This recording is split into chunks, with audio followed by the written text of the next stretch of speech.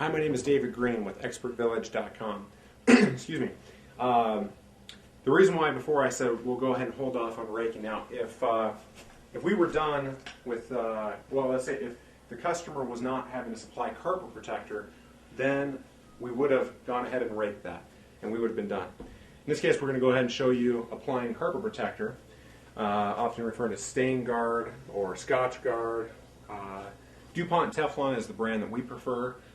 It's considered to be the best product in the industry, and we'll go ahead and apply this first and then rake it. And this will allow us to work the protector a little bit more into the carpet.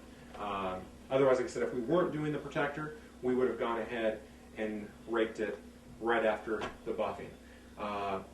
First off, what he's going to do is, especially with our protector, we want to clear out our line. This line right here goes down into the jug, but before we had sanitizer in there, before that we had a cleaner in there. Especially with protector, this is the last thing we want to do. We want to make sure that only the protector is going on the carpet, because we're not going to be rinsing the carpet again. So we're going to clear out what was last in here was the sanitizer.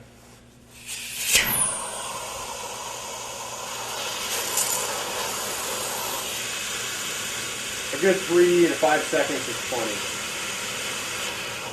And then we're ready to apply the protector to the carpet. And this, as well as the sanitizer, is just a very even coating, a little bit less heavy than the sanitizer, but just evenly applied.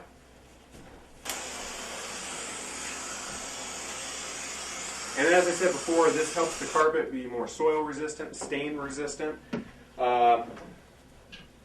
This product, as we talked about before, will remove all kinds of stains from the carpet. I might have been a little bit more nervous to apply these to the carpet if I hadn't already protected this carpet the last time we cleaned it 8 months ago, which allows that to provide a barrier from whatever we put on the carpet to prevent that from soaking into the pores of the fiber and permanently staining it.